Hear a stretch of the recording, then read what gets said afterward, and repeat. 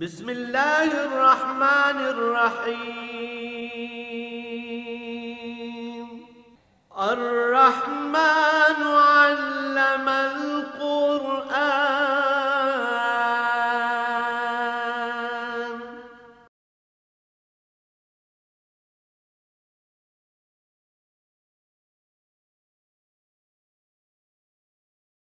الحمد لله رب العالمين والصلاة والسلام على حبيبه محمد وآله وصحبه أجمعين.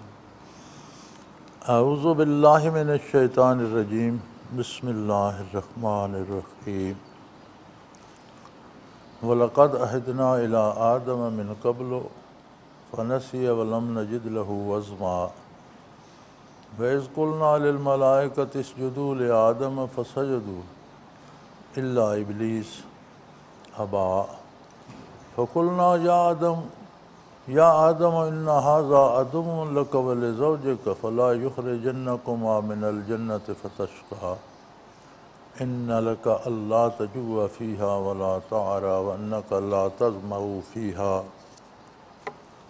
وَلَا تَضْحَىٰ. اللهم سبحانك لا علم لنا إلا ما علمتنا إنك أنت العليم الحكيم. مولاي صل وسلم دائما أبدا على حبيبك خير الخلق كلهم.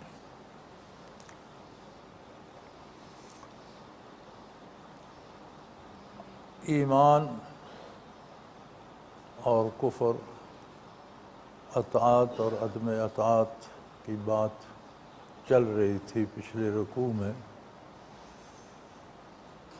تو اللہ کریم نے فرمایا کہ یہ ایمان و کفر اور اطاعت و عدم اطاعت کا جھگڑا کہاں سے شروع ہوا، کیوں نہ وہ بات کی جائے، کیوں نہ اولاد آدم علیہ السلام کو وہ سارا واقعہ سمجھایا جائے اور انہیں بتایا جائے کہ شیطان نے کب سے کہاں سے تمہاری دشمنی مول لی اور وہ دشمنی نبھائے جا رہا ہے، اور تم اللہ نے تمہیں انسانیت سے سرفراز فرمایا، تم اس کی باتوں میں کیوں آتے ہو جبکہ وہ تمہارا دشمن ہے. سو وہ قصہ شروع فرماتے ہوئے فرمایا وَلَقَدْ عَهِدْنَا إِلَىٰ آدَمَ مِنْ قَبْلُ فَنَسِيَ وَلَمْ نَجِدْ لَهُ عَزْمًا. پہلی بات تو یہ ہے کہ آدم علیہ السلام اللہ کے پہلے نبی تھے. انبیاء سراپا اطاعت ہوتے ہیں اور معصوم عن الخطا ہوتے ہیں. تو ان سے بھول ہو گئی، شیطان نے ان سے دھوکہ کیا، لیکن کوئی ان پر اعتراض نہ کرے کہ ہم نے آدم علیہ السلام سے وعدہ لیا تھا. جہاں پیدائش کے بعد آدم علیہ السلام اور اماں حوا کو ٹھہرایا گیا بہشت میں، وہ ایک بہشت تھی. یاد رہے کہ یہ جنت جو آخرت کے بعد حساب و کتاب کے بعد بطور جزا ملے گی، یہ اور ہے. جہاں آدم علیہ السلام اور اماں حوا کو ٹھہرایا گیا وہ اور ہے. وہ جنت برزخ میں ہے، یہ آخرت میں ہے. اس جنت میں دخول ہے، خروج نہیں ہے، خلود ہے. جو بھی جنت میں داخل ہوگا جس درجے میں بھی ہے پھر وہ ہمیشہ رہے گا، وہاں سے نکالا نہیں جائے گا. یہ بھی یاد رہے کہ آدم علیہ السلام کی تخلیق زمین پر بسنے کے لیے ہوئی تھی. انی جاعل فی الارض خلیفہ، میں زمین پر اپنا ایک نائب پیدا کرنا چاہتا ہوں جو زمین پر جو آبادی ہو اس کو میری نیابت کے طور پر میرے احکام کے مطابق اس کو چلائے. تو آدم علیہ السلام نے زمین پر تو آنا تھا. ہمارے ادب میں ایک بڑا کمال ہے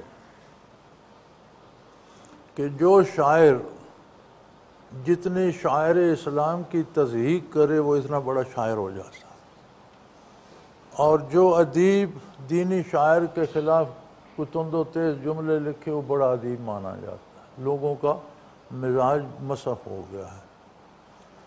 اس مقام پر بھی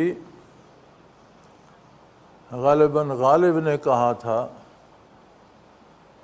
نکلنا خلد سے آدم کا سنتے آئے ہیں، لیکن بہت بے آبرو ہو کر تیرے کوچے سے ہم نکلے۔ یہاں غالب کی رائے بھی یہ ہے کہ آدم علیہ السلام کو بے آبرو کر کے جنت سے نکالا گیا، اور یہی ہمارے یہ جو برائے نام دانشور طبقہ ہے یہ ان کی سوچ ہے۔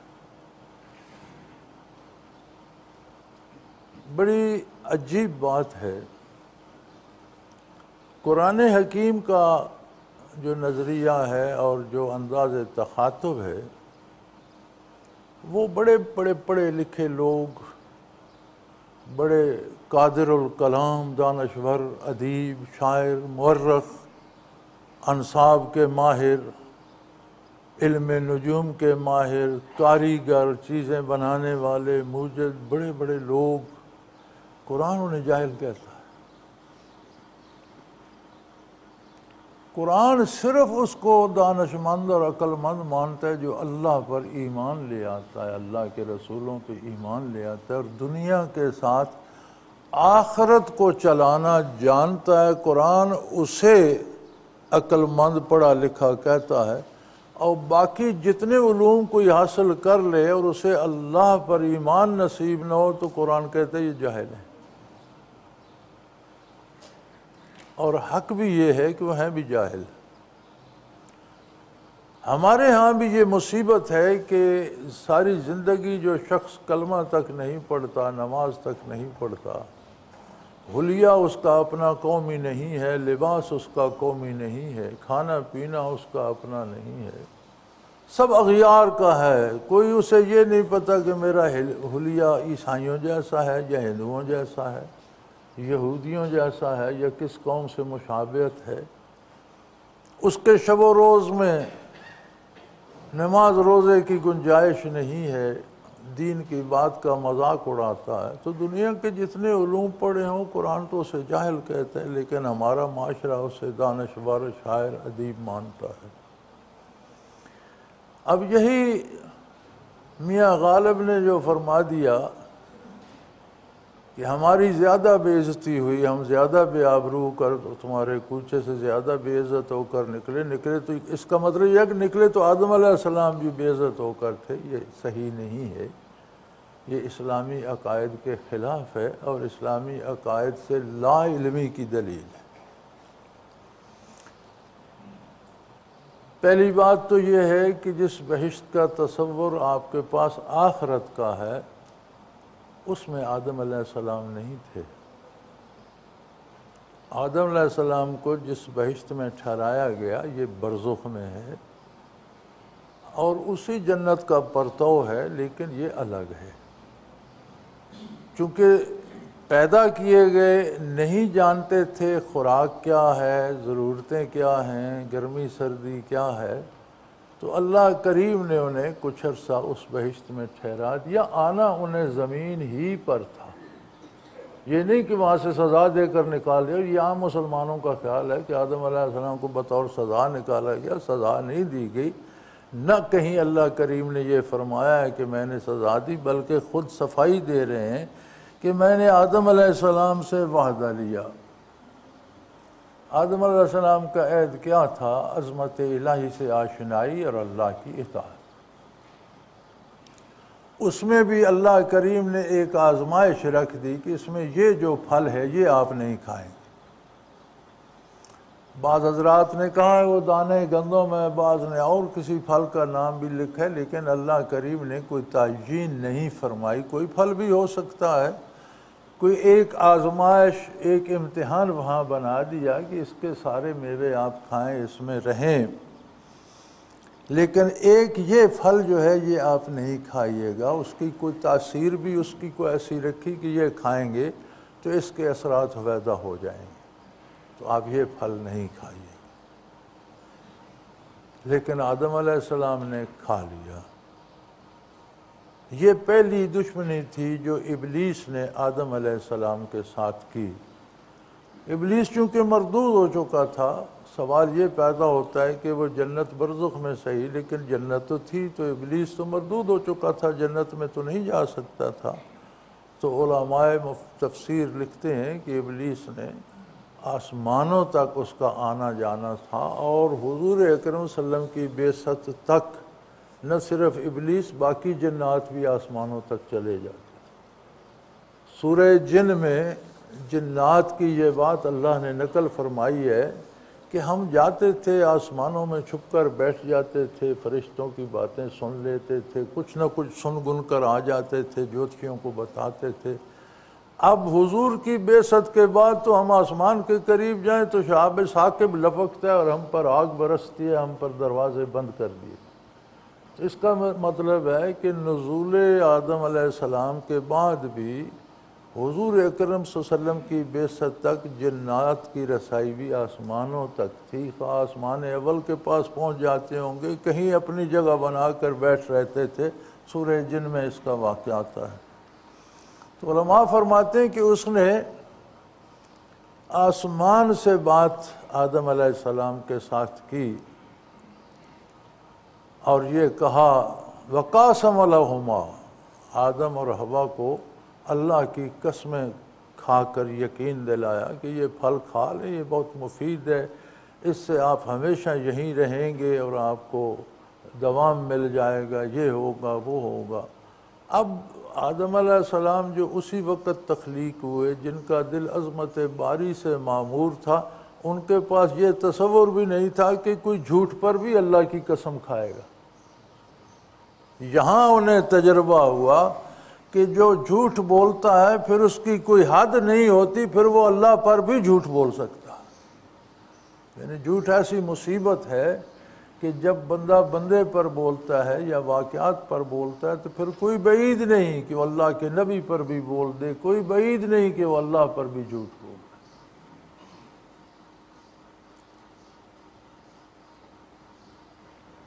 دین کے معاملے میں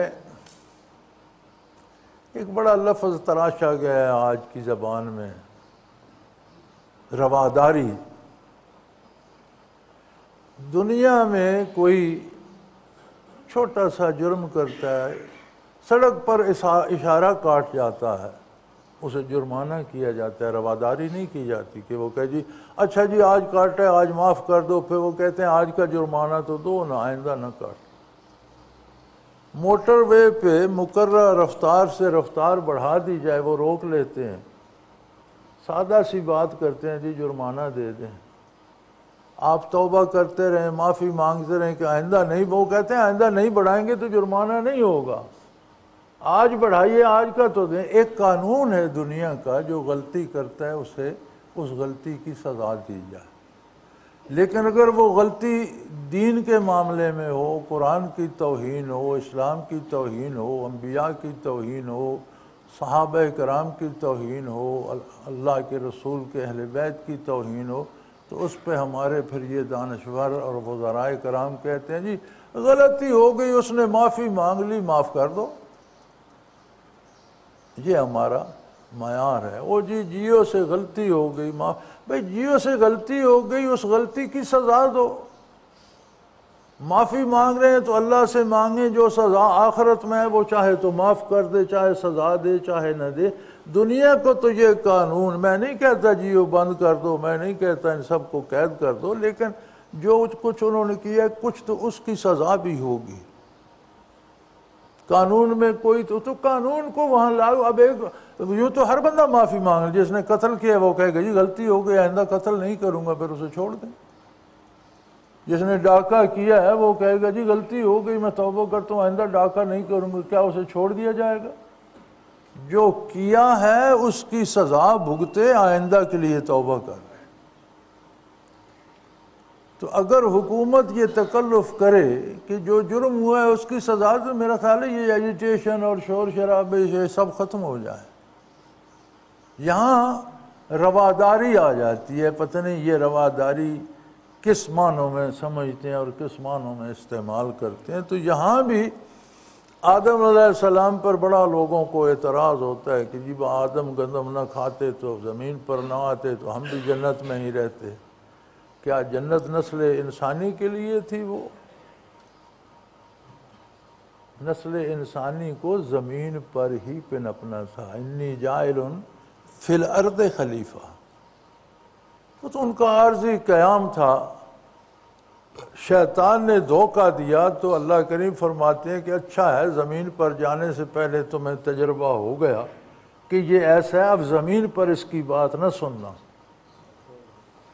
اولاد آدم کو بتا رہے ہیں کہ تم اللہ کے نبی کی نہیں سنتے ہو اور سارا دن شیطان کی پیروی کرتے ہو۔ شیطان وہ ہے جس نے تمہارے جد امجد کو وہاں بھی دھوکہ دیا اور ہمیشہ تمہارا دشمن ہے۔ کوئی کافر ہو جائے، دین سے منکر ہو جائے، شیطان اس کو دوست نہیں بناتا، دشمنی اس سے بھی رکھتا ہے کہ یہ آدم کی اولاد ہے، یہ انسان ہے، اسے اور گناہ کراؤں، اسے اور کفر میں آگے لے جاؤں، یہ جتنا جہنم میں گہرا جائے اچھا ہے۔ دوستی کافر سے بھی نہیں کرتا، بحیثیت انسان اس کے ساتھ بھی دشمنی ہی کرتا ہے۔ تو وہ قصہ اللہ کریم نے بیان فرمایا کہ تم بڑے آرام سے نبی صلی اللہ علیہ وسلم کی بات تمہیں دل نہیں لگتی، اور جو نبی صلی اللہ علیہ وسلم کی اطاعت نہیں کرتا وہ شیطان کی اطاعت کرتا ہے۔ دو ہی طاقتیں ہیں، یا دعوت اللہ ہے یا اللہ کی مخالفت کی دعوت ہے۔ اس کا مدعی شیطان ہے، اس کے مدعی انبیاء ہے۔ تو اگر نیکی کی طرف نہیں جاتا تو بے شک دل سے نہ مانے، میں اپنی مرضی سے تم نے کیا کرنا ہے؟ دو رائے ہیں، ایک اللہ کی اطاعت کی، ایک اللہ کی مخالفت کی، ایک ہی پیروی تم نے کرنی ہے، تیسرا راستہ کوئی۔ تو فرمایا شیطان تو وہ ہے کہ جب ہم نے آدم علیہ السلام سے وعدہ لیا، یہ وعدہ اللہ نے سادہ لفظ عہد کہہ دیا ہے، وعدہ یہ بھی ہو سکتا ہے دنیا میں اطاعت کا، وعدہ یہ بھی ہو سکتا ہے کہ اس خاص درخت کا پھل نہیں کھائیے گا۔ فنسیہ، ان سے بھول ہو گئی۔ اب جو لوگ اعتراض کرتے ہیں وہ سمجھ لیں کہ انہوں نے غلطی نہیں کی، بھول کی۔ یہ الگ بات ہے کہ جس ہستی کو جتنا قرب نصیب ہوتا ہے اس کی ادنا سی بھول بھی بڑی سخت شمار ہوتی ہے۔ گرفت اس حساب سے ہوتی ہے، وہ اللہ اور اللہ کے انبیاء کا معاملہ ہے، انبیاء سے گناہ نہیں ہوتا۔ اللہ نے یہ نہیں کہا کہ انہوں نے گناہ کیا، فرمایا فنسیہ، ان سے بھول ہو گئی۔ وَلَمْ نَجِدْ لَهُ عَزْمًا، پھر اپنی گواہی دی۔ اللہ فرماتے ہیں میں گواہ ہوں، ان کے دل میں میری نافرمانی کا کوئی ارادہ نہ تھا۔ اللہ نے کسی کی یہ شہادت دی ہے؟ اور یہ کہتے ہیں بہت بے آبرو ہو کر، ظالم کے بچے، ان کا احترام، ان کی عظمت اپنی جگہ ہے۔ اللہ گواہی دے رہا ہے وَلَمْ نَجِدْ لَهُ عَزْمًا، میں نے آدم کے دل میں نافرمانی کا کوئی ارادہ نہیں پایا۔ اب اس سے زیادہ کیا چاہیے؟ سبحان اللہ۔ بات کی، اب فرمایا یہ نہ سمجھ لینا کہ آدم علیہ السلام نے نافرمانی کی، ان کے دل میں شائبہ بھی نہیں تھا نافرمانی کرنے کا، بس شیطان نے اللہ کی قسمیں کھائیں، دھوکہ دیا، وہ دھوکے میں آ گئے۔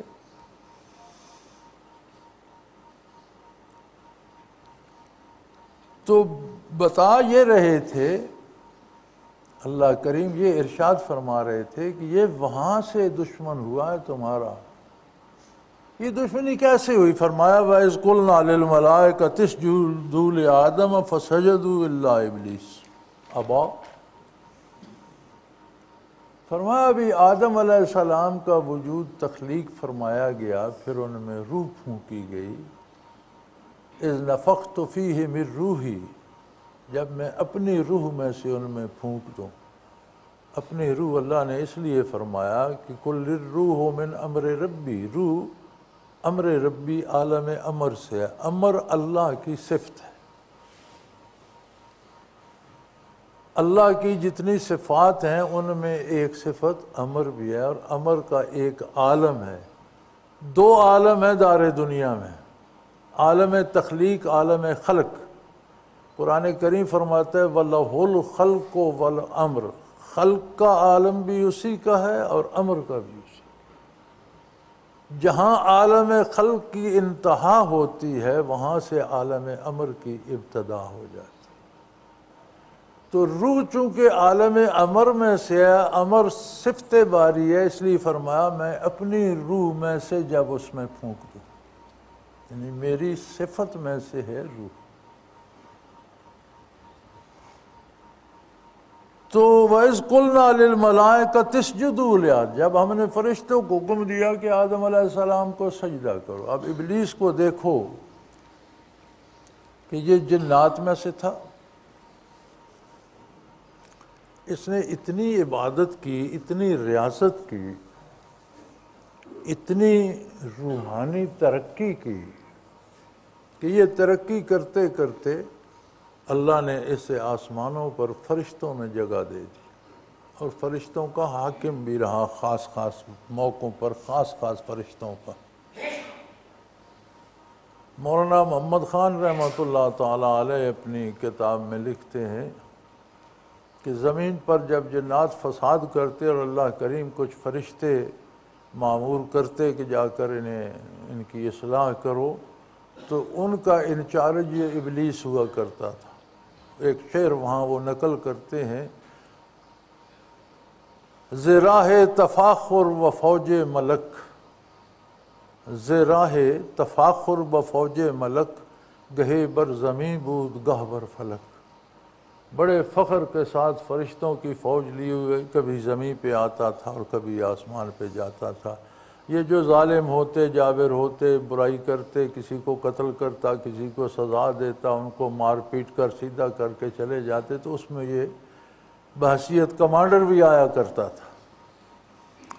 اور فرشتوں میں ایسی اسے جگہ مل گئی کہ اللہ کریم نے اس کا یہاں شمار ہی فرشتوں میں کیا ہے۔ اِذْ قُلْنَا لِلْمَلَائِكَةِ اسْجُدُوا لِآدَمَ، جب ہم نے فرشتوں کو دیا کہ حکم دیا کہ آدم علیہ السلام کو سجدہ کرو، تو گویا اسے وہ حکم شامل تھا۔ لیکن اللہ علیم و خبیر ہے۔ سورہ بقرہ میں جب یہی قصہ آدم علیہ السلام کا اور شیطان کا گزرا، تو وہاں اللہ کریم فرماتے ہیں کان من الکافرین، یہ تھا ہی کافر، علم الہی میں تھا کہ یہ کافر ہے، بالآخر کفر پہ جائے گا۔ لیکن جتنی عبادت کرتا رہا اس کے لیے اسے مراقبات، ترقی درجات ملتی رہی۔ جب تک کفر کا اس سے صدور نہیں ہوا تب تک کفر کی سزا نہیں ملی۔ جب کفر کا صدور ہو گیا سب کچھ سلب ہو کر مردود ہو گیا۔ اس میں ان لوگوں کے لیے جواب ہے جن کا سوال اکثر میرے پاس آتا ہے کہ فلاں بندہ اتنا عرصہ فلاں شیخ کے ساتھ رہا، فلاں بندہ اتنے سال حضرت جی کے پاس رہا، پھر وہ کیوں چھوڑ گیا؟ شیطان کیوں مردود ہو گیا؟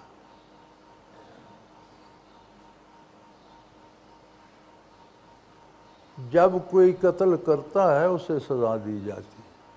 اس طرح سزا نہیں ہوتی کہ اس کے دل میں ہے میں قتل کروں گا اسے پھانسی دے دو، کبھی ہوتی ہے؟ دنیا میں اگر کوئی کسی نیک کے ساتھ رہتا ہے، اللہ اللہ کرتا ہے، اس پر مراقبات ہوتے رہتے ہیں، توجہ ملتی رہتی ہے، تعمیر ہوتی رہتی ہے، لیکن جب وہ انکار کرتا ہے تو پھر شیطان کی طرح برسوں کی، صدیوں کی محنت ایک لمحے میں سلب ہو جاتی ہے اور وہ مقبول سے مردود ہو جاتا ہے۔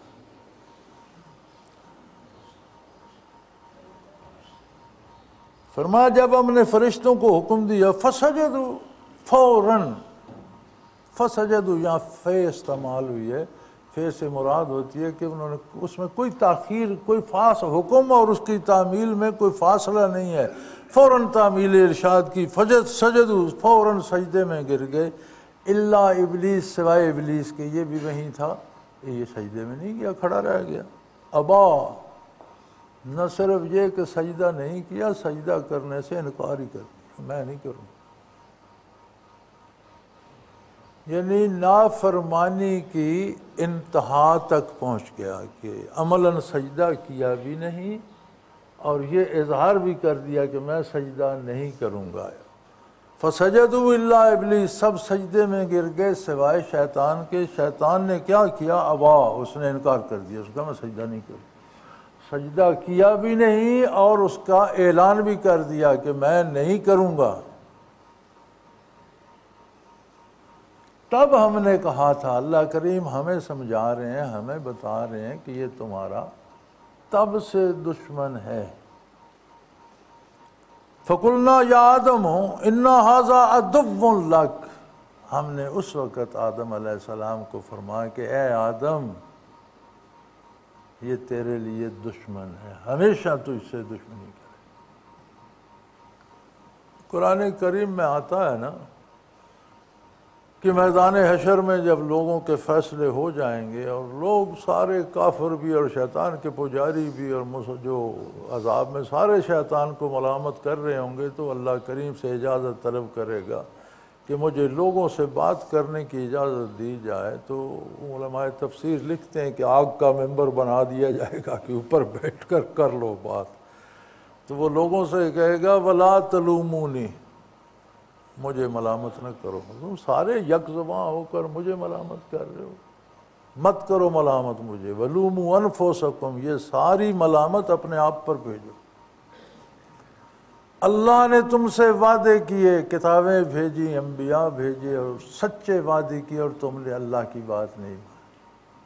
میں نے تم سے جھوٹ بولا اور ڈٹ کر بولا اور تم نے میری بات مان لی، تو میں تو بولتا ہی جھوٹ تھا، مجھے ملامت کیوں کرتے ہو؟ اپنے آپ پر ملامت کرو۔ وَلَا تَلُومُوا وَلُومُوا أَنفُسَکُم، لا تلومونی ولوموا انفسکم، مجھے ملامت نہ کرو، اپنے آپ پر ملامت کرو۔ تم وہ بدبخت ہو جنہوں نے اللہ کی، اللہ کے نبی کی نہیں مانی، میری بات مانتے رہے، تو قابل نفرین تو تم ہو، چبڑ تو تم ہو کہ تم نے محمد الرسول اللہ صلی اللہ علیہ وسلم کی بات نہیں مانی اور ابلیس کی اور شیطان کی مانتے رہے، تم جیسا بھی کوئی ہے برا۔ اور اب چیخو یا چلاؤ، رہنا مجھے بھی دوزخ میں ہے، رہنا تمہیں بھی وہیں ہے، یہ چیخ پکار کوئی فائدہ نہیں دے گی۔ اللہ کریم فرماتے ہیں ہم نے اس وقت آدم علیہ السلام کو تلقین کی، ان ھذا عدو لک ولزوجک، یہ آپ کی اہلیہ کا دشمن ہے۔ اس وقت تو دونوں میاں بیوی تھے۔ ایسا نہ ہو کہ یہ دھوکہ دے کر فلا یخرجنکما من الجنت فتشقی، یہ تمہیں جنت سے نکال دے اور پھر تمہیں مشقت میں پڑ جاؤ۔ فتشقی، کیونکہ جنت میں جب تک رہو گے کھانا پینا بھی مفت، لباس بھی جنت کا، سونا جاگنا بھی، جب جنت سے زمین پر جاؤ گے تو پھر وہاں مشقت سے زندگی گزارنی ہوگی۔ فتشقی، زندگی محنت سے، مشقت سے گزرے گی، یہ قانون ہے۔ یہ جن لوگوں کا خیال ہے نا یہ وظیفہ پڑھو تو روپے مسلح کے نیچے سے نکلتے آتے ہیں، یہ حرام ہوتے ہیں۔ اور یاد رکھو یہ شیاطین اور جنات دوسرے لوگوں کے چرا کر تمہارے مسلح کے نیچے رکھ جاتے ہیں۔ باقی لوگ روتے پھرتے ہوتے ہیں جی گھر میں پیسے رکھتے ہیں، ان میں سے چوری ہو جاتے ہیں۔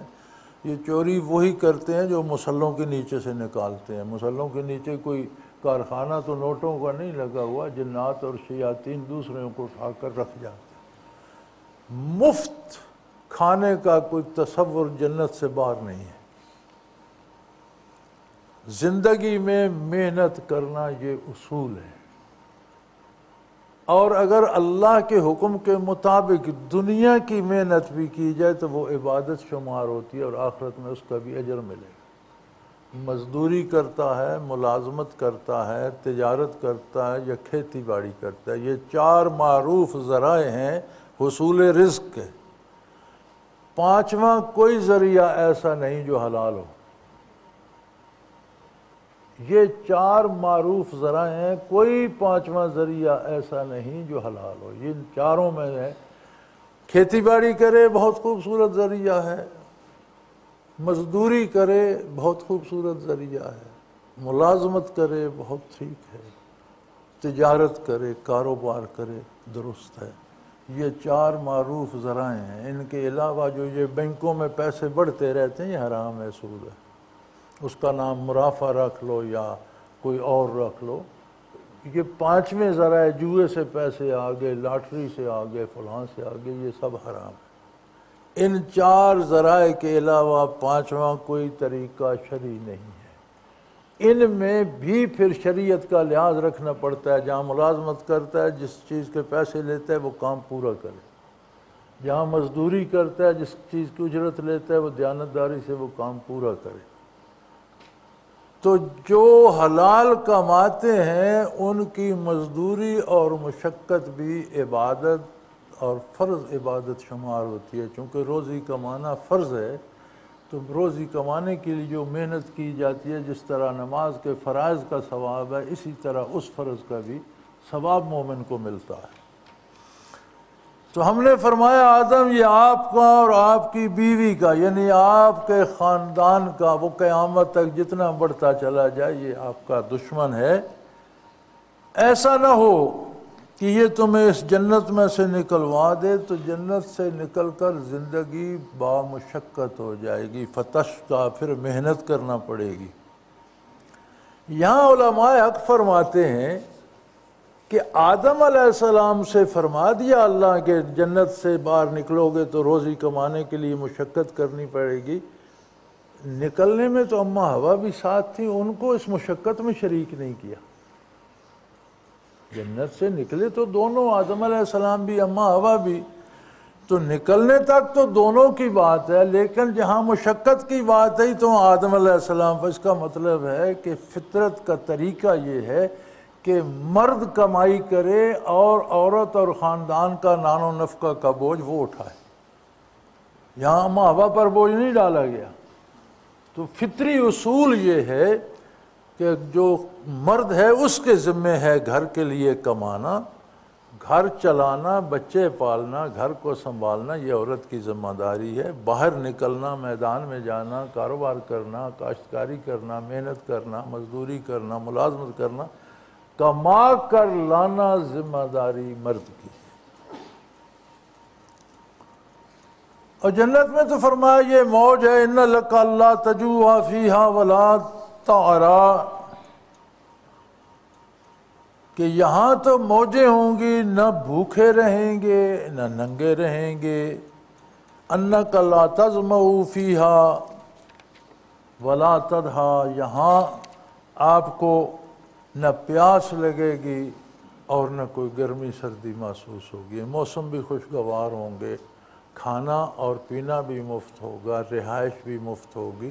تو فرماتے ہیں کہ یہ جو نان و نفقہ خاوند پر ہے اس میں 4 چیزیں ہیں: رہائش، مکان، کھانا پینا اور گرم و سرد سے تحفظ، گرم و سرد زمانہ سے حفاظت۔ یہ 4 چیزیں ہیں جو مرد کے ذمے ہیں کہ بیوی بچوں کی حفاظت بھی کرے، ان کے کھانے پینے کا اہتمام بھی کرے، انہیں رہائش بھی دے۔ کھانا پینا، لباس اور رہائش، یہ نان و نفقہ کی تفصیل ہے۔ یہ کہتے ہیں مرد کے ذمہ نان و نفقہ ہے، اس کی تفصیل قرآن نے ان 4 چیزوں سے کی ہے: رہائش اور کھانا پینا، رہائش، لباس اور کھانا پینا۔ تو یہاں تو یہ سارا موج ہے، مفت ہے، کھانا فری ہے، پینا فری ہے، لباس فری ہے، گرمی سردی کوئی نہیں، پیاس کوئی نہیں، پانی بھی وافر ہے، ساری نعمتیں بے شمار ہیں۔ لیکن فوسوس الیہ الشیطان، شیطان نے انہیں وسوسہ ڈالا، دھوکہ دیا۔ اب ایک بہت سے سوال میرے پاس یہ بھی آتے ہیں کہ یہ مجھے وساوس آتے ہیں، اور یہ ایسا سوال ہے جو اکثر آتا ہے۔ اب اگر برزخ کی جنت صحیح، لیکن جنت میں رہتے ہوئے آدم علیہ السلام کو وسوسہ ڈال سکتا ہے شیطان، تو ہم کس کھیت کی مولی ہیں؟ اللہ کریم نے بطفیل نبی کریم صلی اللہ علیہ وسلم اس امت پر یہ آسانی فرمائی ہے کہ وسوسہ آنا گناہ نہیں ہے، اس وسوسے کو سوچنے لگ جانا گناہ ہے۔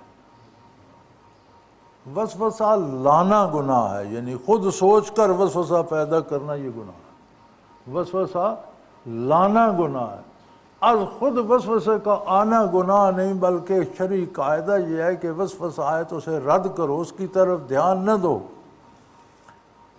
بعض علماء کرام نے لکھا ہے کہ کم از کم اگر نماز میں وسوسہ آتا ہے تو یار نماز کے معنی یاد کر لو، اور جب نماز پڑھ رہے ہوتے ہو تو جو لفظ ادا کرتے ہو اس کے معنی پہ غور کرتے جاؤ، تو انسان کا دماغ دو طرف نہیں سوچتا، ادھر مصروف ہو جائے گا، وسوسے کو نہیں سوچے گا۔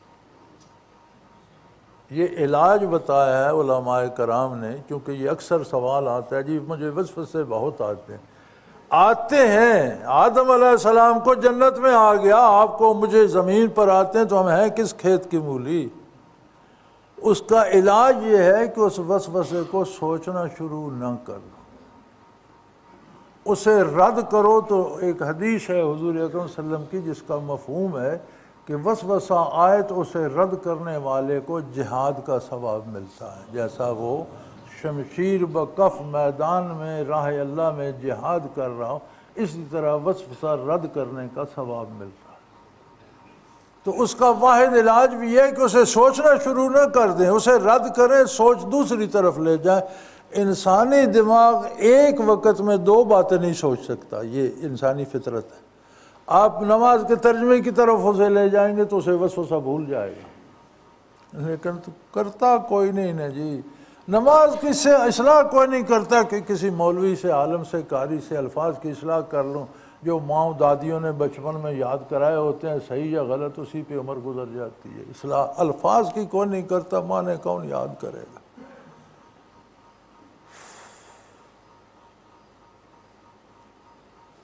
کاش اللہ ہمیں اس کی قدر و قیمت بتا دے، یہ شعور دے دے کہ اس کی قیمت کیا ہے، تو ہم کوشش کریں کہ ہمارا کوئی لمحہ نماز سے باہر نہ گزرے۔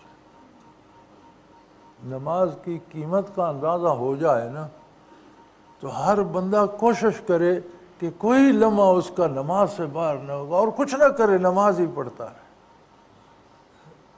افسوس یہ ہے کہ ہمیں اس کی قیمت کا اندازہ نہیں ہے، تو جس چیز کی کوئی قیمت نہیں جانتا اسے کیا پرواہ اس کے ساتھ کیا ہو رہا ہے۔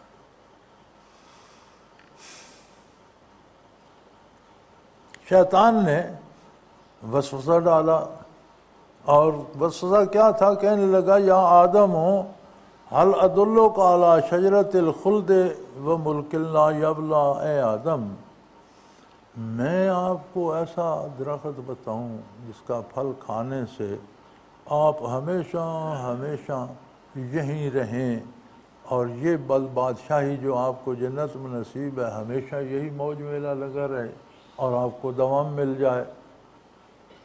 قرآن کریم میں دوسری جگہ آتا ہے وَقَاسَمَ لَهُمَا، ان کے لیے اللہ کی قسمیں بھی کھائیں۔ فَأَكَلَا، یہ بھی ایک قصہ بنا ہوا ہے کہ اماں ہوا نے کھایا تو آدھا کاٹ کے آدم علیہ السلام کے لیے رکھ دیا، پھر انہیں مجبور کیا، وہ کھا گئے، یہ سب قصے کہانیاں ہیں۔ فَأَكَلَا، اللہ کریم فرماتا ہے تو انہوں نے کھا لیا۔ اللہ نے تو نہیں فرمایا کہ اماں ہوا نے کھا لیا اور پھر آدم علیہ السلام کو کھلایا، اللہ نے تو سادہ سی بات ارشاد، فَأَكَلَا، دونوں نے کھا لیا۔ اب یہ جو ارشاد فرمایا باری تعالیٰ نے، اس لفظ کا معنی یہ ہے کہ بیک وقت دونوں نے کھا لیا۔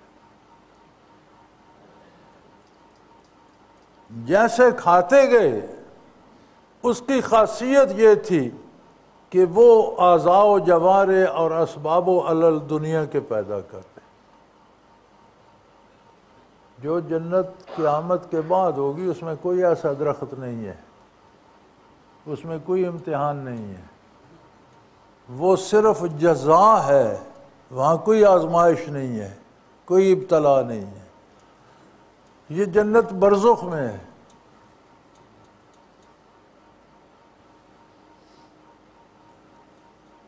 دونوں نے کھا لیا، اور جیسے کھایا فَبَدَتْ لَهُمَا سَوْآتُهُمَا، پہلی بات تو یہ ہے کہ فوراً جنت کا لباس اتر گیا، ان کے بدن جنت کے لباس سے ڈھکے ہوئے تھے۔ وہ کیسا تھا؟ بعض حضرات نے یہ بھی لکھا ہے کہ یہ جو ہمارے ناخن ہیں یہ اس لباس کی نشانی رہ گئی ہے، سارا وجود اس طرح کا سنہری تھا اور پردہ تھا۔ تو بعض حضرات نے یہ لکھا ہے کہ یہ جو ناخن ہیں انسانی یہ اس لباس کی نشانی رہ گئی کہ انسان کا سارا وجود اس طرح سے تھا۔ تو جب وہ پھل کھایا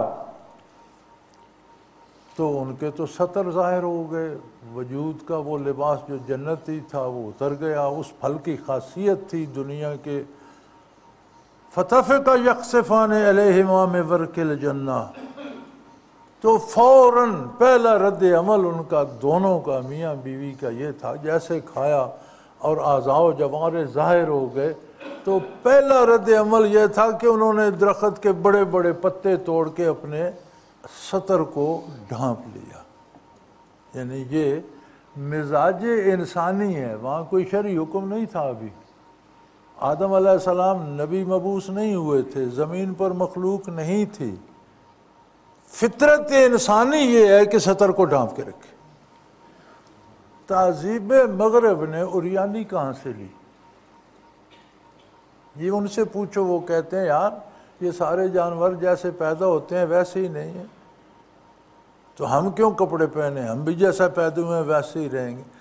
یہ جس تہذیب کی دنیا دیوانی ہو رہی ہے یہ انہوں نے کتوں بلوں سے سیکھی ہے، خنزیروں سے حاصل کی ہے، جانوروں سے سیکھی ہے۔ انسانی فطرت میں ستر عورت ہے۔ کوئی شریعت نہیں تھی اس وقت، کوئی مکلف نہیں تھے، کوئی کتاب نازل نہیں ہوئی تھی، نبی مبعوث نہیں ہوئے تھے۔ جیسے سطر کھلے تو فوراً دونوں نے چوڑے چوڑے پتے لے کر سطر ڈھانپ لیے۔ یہ فطرت انسانی ہے۔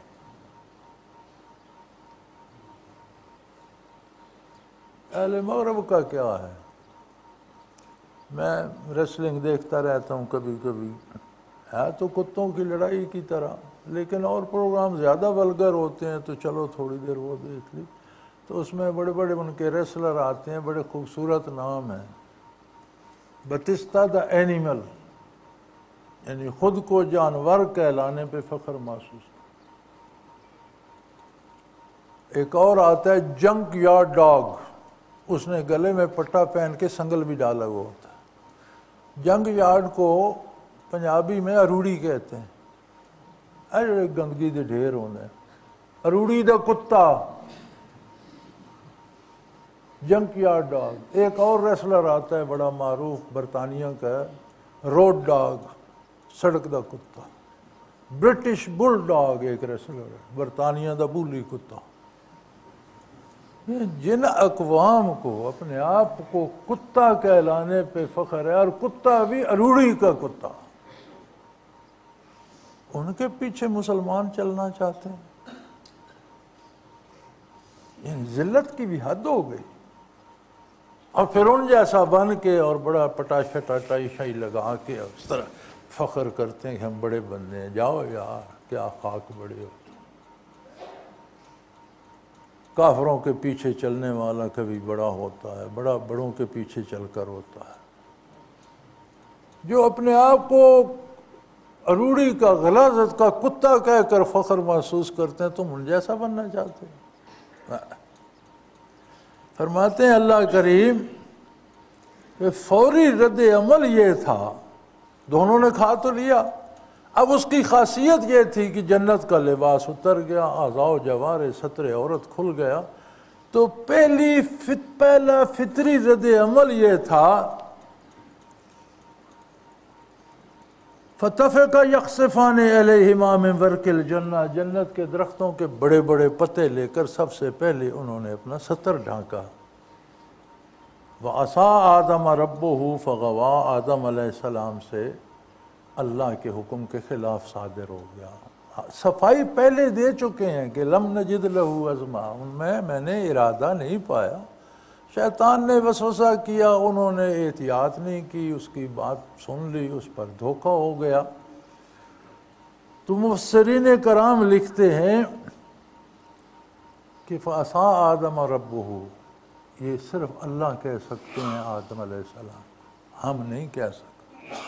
قرآن کی آیت کر کے ہم تلاوت کر سکتے ہیں، لیکن اگر کوئی کہے آدم علیہ السلام آسی سے تو یہ کہنا حرام ہوگا۔ موسیٰ علیہ السلام کو کہا شعیب علیہ السلام کی بیٹی نے ان خیر من استاجرت قوی الامین کہ انہیں اجیر رکھ لیں، یہ بڑے طاقتور اور جو پہلے آپ نے ملازم رکھے ہیں ان سے مضبوط اور دیانتدار بھی ہیں، امین بھی ہیں۔ اب وہاں سے فائل بنا کر موسیٰ علیہ السلام کو اجیر کہنا حرام ہے۔ اللہ کہے وہ کہہ سکتا ہے، اس کا اپنا نبی ہے، بندہ نہیں کہہ سکتا۔ اسی طرح لا الہ الا انت سبحانک انی کنت من الظالمین، یونس علیہ السلام نے خود فرمایا اللہ تیرے سوا معبود کوئی نہیں، میں بڑا ظالموں میں سے ہوں۔ قرآن کی آیت آپ پڑھیں گے تو ثواب ہوگا، لیکن یونس علیہ السلام کو کوئی ظالم کہے گا تو یہ کہنا حرام ہوگا اور وہ گناہ کا مرتکب۔ معاملہ اللہ اور اس کے نبی کے درمیان ہے، جو اللہ کریم فرما سکتے ہیں وہ ان کی شان کے لائق ہے، وہ ان کا محبوب ہے، وہ جانے، ہم وہ نہیں کہہ سکتے کیونکہ ہم اللہ نہیں ہیں۔ اپنی حیثیت پہچاننی چاہیے، اور جب انبیاء کی بارگاہ کی بات ہو تو اس کا لحاظ رکھنا چاہیے۔ تو فرمایا آدم علیہ السلام سے غلطی ہو گئی اور وہ غلطی میں پڑ گئے فغوا۔ اب یہاں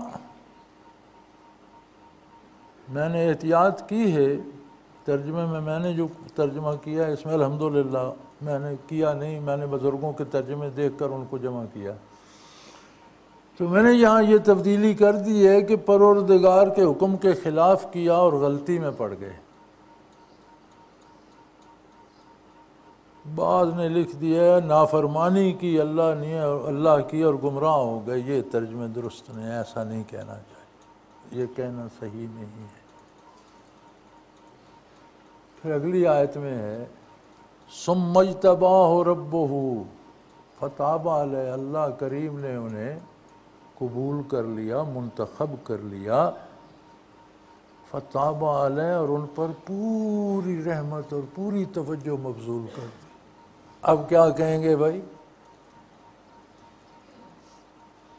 اگر خدا نخواستہ اگر غلطی کی تو اللہ کے حکم کے معاملے میں کی، سمجھنے میں کی، عمل میں کی، تو اللہ کہہ رہا میں نے تو انہیں سینے سے لگا لیا، پھر آپ کو کیا؟ معترض کو کیا؟ بات کرنے سے پہلے رب جلیل نے صفائی دی، وَلَمْ نَجُدْ لَهُ عَزْمًا، میں نے ان کے دل میں گناہ کا ارادہ نہیں پایا۔ اللہ کریم نے اتنی احتیاط فرمائی کہ آدم علیہ السلام سے جو کوتاہی ہوئی اس کو بیان کرنے سے پہلے ان کی صفائی دی کہ ان کے دل میں اس کے کرنے کا ارادہ نہیں تھا۔ تو پھر بندے کو اعتراض کرنے کی، بندے کی کیا حیثیت ہے، وہ کیوں اعتراض کرے ان باتوں پر؟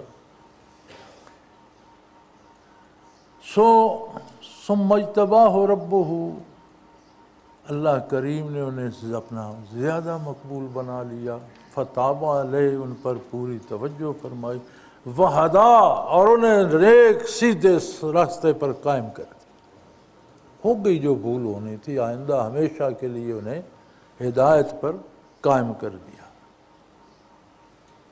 اور فرمایا قَالَ اهْبِطَا مِنْهَا جَمِيعًا، یہ جنت عارضی وقتی ہے، آپ کو زندگی کا تجربہ کرانا تھا، دوست دشمن کی تمیز کرانی تھی، یہ بتانا تھا کہ اللہ کی نعمتیں مفت بھی مل سکتی ہیں، لیکن جب یہاں سے زمین پر جاؤ گے تو انہی کو حاصل کرنے کے لیے فتش کا محنت بھی کرنا پڑے گی، مشقت کرنا پڑے گی۔ اس لیے حصول رزق کے مناسب اور جائز ذرائع استعمال کرنے چاہیے۔ یہ جو آپ ان کے چکر میں آ جاتے ہیں نا نجومیوں جوتشیوں کے، یہ تسبیح پڑھو تو ادھر سے پیسے آ جائیں گے، وہ پڑھو، یہ سارا جھوٹ فراڈ ہے۔ اللہ کریم نے ایک نظام بنایا ہے، مشقت کرو، حلال جائز روزی کماؤ۔ ہر بندہ شارٹ کٹ کی تلاش میں، اور اس تلاش میں جو پیسے جیب میں ہوتے ہیں وہ بھی دے کے آ جاتے ہیں، اور تو ملیں گے تو دیکھا جائے گا۔ تو فرمایا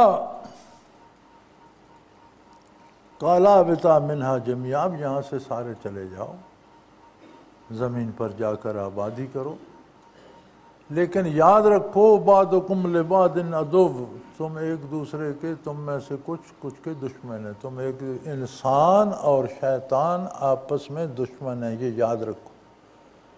اللہ کریم نے فرمایا کہ آدم میں نے آپ کو یہاں تجربہ کروا دیا، کہاں سے اس نے دھوکہ دے کر آپ کو کہاں پہنچایا، اب یہ بھی زمین پہ جائے، اب یہ بھی یہاں پہ نہیں رہ سکتا، آپ بھی زمین پہ جائیں، زمین پہ زندگی کریں، لیکن یہ یاد رکھیں یہ ازلی دشمن ہے۔ اور بتایا جا رہا ہے، آج ہم کو قرآن بتا رہا ہے، عوام الناس کو بتا رہا ہے کہ یہ تمہارا دشمن ہے، کہاں سے لگا اور اب تک اور قیامت تک دشمنی کرتا چلا جائے گا، اس کی بات مت مانو۔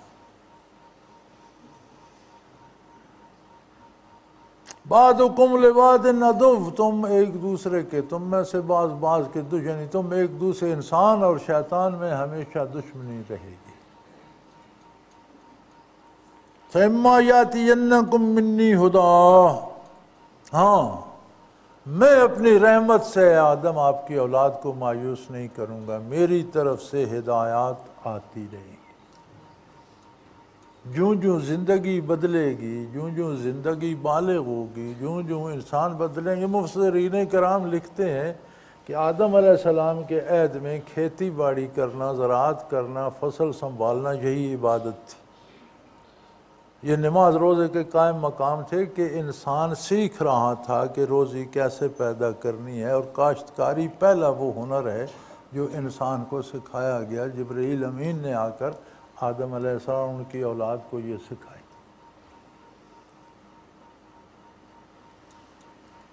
تو پھر جوں انسانیت بالغ ہوتی گئی، لباس بدلتے گئے، معاشرت بڑھتی گئی، افراد بڑھتے گئے، معاملات بڑھتے گئے، کاروبار شروع ہوئے، تجارتیں ہوئیں، آپس کے معاملات بنے، ایک دوسرے کے کام لوگ آنے لگے، تو انسانیت بلوغت کی طرف چلتی رہی۔ جتنی بلوغت انسانیت میں تھی اس معیار کے مطابق اللہ کی ہدایات لے کر اس کے نبی تشریف لاتے۔ جب انسانیت بالغ ہو گئی، اس وقت اللہ کا وہ نبی تشریف لایا صلی اللہ علیہ وسلم، جس کے بعد نہ انسانیت اس بلوغت سے آگے جا سکتی ہے اور نہ اسے نئے نبی کی ضرورت ہے۔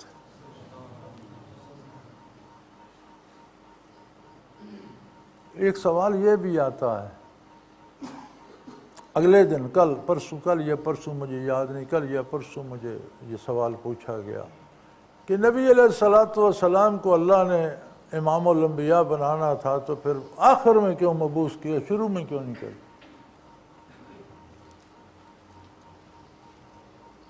بندہ بڑی عجب شے ہے، یعنی پوچھا بندے سے جانا ہے قیامت کو، اسے بھول کر یہ سوال اللہ پہ کر رہا ہے کہ اللہ نے ایسا کیوں کیا؟ جواب دے تو ہے یا اللہ تیرے سامنے جواب دے؟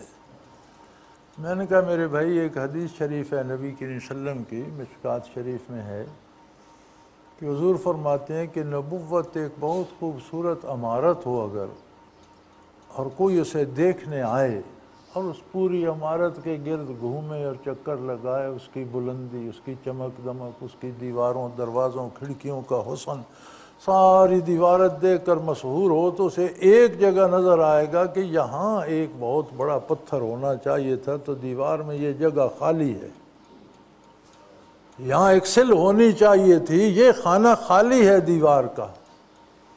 پھر حضور فرماتے ہیں انا تلک اللبنہ، وہ پتھر یا وہ اینٹ یا وہ سل میں ہوں۔ جب میں مبعوث ہو گیا تو وہ جو خلا تھا نبوت کی عمارت میں وہ مکمل ہو گیا۔ اب ہم اسے ختم نبوت کہتے ہیں تو اس سے مغالطہ لگتا ہے، اگر کہا جائے نا تکمیل نبوت تو غلط فہمی دور ہو جائے، نبوت مکمل ہو گئی، اب اس میں کسی نئے نبی کی گنجائش نہیں۔ تو حضور نے کتنی خوبصورت مثال دی ہے صلی اللہ علیہ وسلم۔ تو یہ تک میں نے کہا بھائی تکمیل کا آخری پتھر بیٹا آخر میں لگا کرتا ہے۔ کبھی کسی نے کہا کہ یہ گھر بنایا تو جو یہ پتھر آخر میں لگایا یہ پہلے لگا دیا ہوتا اس جگہ تو پھر عمارت بنتی رہتی۔ یہ سمجھ آ گیا جی؟ میں نے کہا سمجھ تو اس وقت آئے گی جب اللہ پوچھے گا، ابھی تو تم پوچھ رہے ہو، ابھی تو اللہ کو جواب دہ ہونا پڑ رہا ہے، تم سوال کا جب وہ پوچھے گا سمجھ تب آئے گی۔ تو یہ فضول سوال نہیں سوچنے ہی چاہیے۔ میں اس لیے عرض کر رہا ہوں کہ جو جواب ہمیں دینے اس کی تیاری رکھنی چاہیے۔ فرمایا میں آپ کی اولاد کو چھوڑ نہیں دوں گا، جیسے جیسے انسانیت جتنا جتنا اس میں شعور اور بلوغت آتی جائے گی۔ اب دیکھو حضور کی بعثت کے 1400 سال بعد گلوبل ولیج کا تصور آیا۔ نبی کریم نے اس زمانے میں پوری دنیا کی انسانیت کو آواز دی کہ اے انسانو یا ایھا الناس انی رسول اللہ علیکم جمیعا، تمام اولاد آدم میں تم سب کے لیے اللہ کا رسول ہوں۔ گلوبل ہدایات اس وقت شروع ہو گئیں، گلوبل ولیج 1500 سال بعد بنا۔ تو فرمایا میں آپ کی اولاد کو یوں نہیں چھوڑ دوں گا، ہدایات بھیجتا رہوں گا، انبیاء آتے رہیں گے، کتابیں آتی رہیں گی۔ ایک اصول ہے فمن تبع ہدایہ فلا یضل ولا یشقی، جو میری ہدایات کو قبول کر کے اس کی پیروی کرے گا وہ نہ گمراہ ہوگا اور نہ بدبخت ہوگا۔ یعنی یہ ضمانت دے دی کہ یہاں تو شیطان نے دھوکہ دے لیا، لیکن جب زمین پر ہوگی آپ کی اولاد اور ان کے پاس میری ہدایات آئیں گی تو جو میرے احکام کی پیروی کرے گا اسے شیطان گمراہ نہیں کر سکے گا، نہ دھوکہ دے سکے گا۔ یہ تو بڑی ضمانت مل گئی۔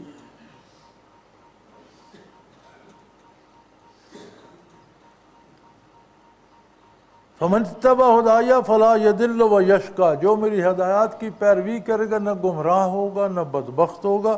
ومن اعرض عن ذکری، اور جس نے میری نصیحت سے اعراض کیا، وہاں سے توجہ پھیر لی، ہٹا لی، اس طرف توجہ ہی نہ کی، غور ہی نہ کیا، فإن لَهُ مَعِیشَةً ضَنْکا، میں دنیا میں بھی اسے سکھی نہیں رہنے دوں، اس کی روزی تنگ ہو جائے گی۔ یہ روزی تنگ ہو جانے سے کیا مطلب ہے کہ اسے روزی کم ملے گی؟ نہیں، اس کی بھوک نہیں مٹے گی۔ زیادہ غریب تو وہ ہیں جن کے پاس کھربوں روپیہ ہے اور پھر بھاگ دوڑ رہے ہیں ادھر سے بھی لوٹ لوں ادھر سے بھی لوٹ لوں۔ جب تمہارے پاس کھربوں روپیہ ہے تو تم کیوں ذلیل ہو رہے ہو؟ عذاب الہی ہے، ان کی روزی تنگ کر دی گئی ہے۔ وہ کھربوں ان کے مکان سونے سے بھرے پڑے ہیں، نوٹوں سے بھرے پڑے ہیں، باہر کے بینک بھرے پڑے ہیں سارے، پھر کہتے ہیں اس کے 10 روپے چرا لوں، اس کے 5 روپے، اس مالی کی تنخواہ اگر میں کاٹ لوں، اگر اس باورچی کے پیسے کچھ میں کاٹ لوں، دھوبی کو پیسے نہ دوں۔ یہ ہے معیشت دن کا، تنگ روزی، ہوتے ہوئے بھوکے ہیں، اربوں کے مالک ہیں، پھر چوری کرتے ہیں، پھر دغا کرتے ہیں، منصوبوں میں سے پیسے کھا جاتے ہیں، بڑے بڑے منصوبے بناتے ہیں جن میں سے اربوں کی کک بیکس آئے۔ غریب بھوکا مرتا ہے، اسے روٹی نہیں دیتے، اسے وہ پتہ نہیں کیا کون سی عجیب و غریب ٹرینیں دکھاتی ہیں کہ اس پر جو زندہ رہے گا تو بیٹھے گا، یار اس سے پہلے مر گیا، ڈاکوؤں نے مار دیا، لوٹا گیا، کیا کرے گا، کوئی اس کے زندہ رہنے کا تو کرو نہیں۔ انہیں فکر ہے کہ کس میں سے کتنے پیسے ہمیں آئیں گے، اور یار تمہارے پیسے تو لوگوں سے سنبھالے نہیں جا رہے، بینک والے عاجز ہیں، پھر اور کیا کرتے ہو۔ لیکن معیشت تنگ کر دی گئی ہے، بھوک مسلط کر دی گئی ہے، پیٹ بھرتا ہی نہیں، کھاتے پیتے لوگوں کی کیا باتیں ہیں، کھا کر سوتے ہیں پھر اٹھ کر کھاتے ہیں، بھوک ہی نہیں مٹتی، سارا دن کھا کھا کھا کھا کے پھر ویسے کے ویسے، پھر بھوکے کے بھوکے، دولت جمع کر کر کر کر کے مکان سونے اور نوٹوں سے بھرے پڑے ہیں، بینک بھرے پڑے ہیں، پھر بھوکے کے بھوکے، اس کا لوٹ لوں اس کا لوٹ لوں۔ یہ خدائی عذاب ہے جو میری اطاعت نہیں کرے گا، میرے احکام کی پرواہ نہیں کرے گا، میری یاد سے منہ پھیرے گا، میری نصیحت کو خاطر میں نہیں لائے گا، اس کی روزی تنگ کر دوں گا۔ وَنَحْشُرُهُ يَوْمَ الْقِيَامَةِ أَعْمَىٰ، اور قیامت کو جب اٹھے گا تو میں اسے اندھا اٹھاؤں گا۔ وقت نے ہمارا ساتھ چھوڑ دیا، انشاءاللہ باقی اگلے جمعے تاخیر ہوگی۔ آخر دعوانا ان الحمدللہ رب العالمین۔ اللہ اللہ اللہ اللہ اللہ اللہ اللہ اللہ۔ حضرت امیر محمد اکرم آوان مد ظلہ العالی دارالعرفان منارہ ضلع چکوال میں سالہ سال سے قرآن و حدیث کے اوپر خطابات کر رہے ہیں اور سلسلہ نقشبندیہ اویسیہ کے مطابق لوگوں کو ذکر الہی کی تربیت دے رہے ہیں۔ وہ قرآن پاک کی تفسیر ترتیب وار بیان کر رہے ہیں۔ تفسیر قرآن کو وہ موجودہ ملکی اور بین الاقوامی حالات کے مطابق بیان کرتے ہیں۔ موٹر وے سے کلر کہار کے انٹرچینج سے نکلتے ہوئے کلر کہار کی جھیل سے ہوتے ہوئے میانی، بوچھال اور نورپور سے گزرتے ہوئے دارالعرفان منارہ پہنچ سکتے ہیں۔ حضرت امیر محمد اکرم آوان نے بچیوں اور بچوں کی دینی اور دنیاوی تعلیم کے لیے سقارہ اکیڈمی کے نام سے ایک درسگاہ بھی قائم کی ہے، جس کا افتتاح ملک پاکستان کے صدر جنرل محمد ضیاء الحق نے اپنے دست مبارک سے کیا تھا۔ وہ تمام احباب جو اسلام کی طلب رکھتے ہیں ان سے گزارش ہے کہ دارالعرفان منارہ ضلع چکوال میں امیر محمد اکرم آوان صاحب کے خطابات سے مستفید ہوں۔ وہ ہر جمعے کو نماز سے پہلے بیان فرماتے ہیں۔ ہر ماہ کی پہلی اتوار کو ماہانہ اجتماع ہوتا ہے جس میں آپ خصوصی خطاب فرماتے ہیں اور پاکستان کے چاروں صوبوں سے احباب اس اجتماع میں شرکت کرتے ہیں۔ اس کے علاوہ یہاں سال میں 2 مرکزی اجتماعات بھی ہوتے ہیں، ایک رمضان المبارک میں اعتکاف کا اجتماع اور دوسرا جولائی اور اگست میں 40 دن کا اجتماع ہوتا ہے جس میں روحانی تربیت کی جاتی ہے۔ اپنا خون سیماب دے کر اتنا ہم کر جائیں گے، نام آقا کا چمن میں پھر رقم کر جائیں گے۔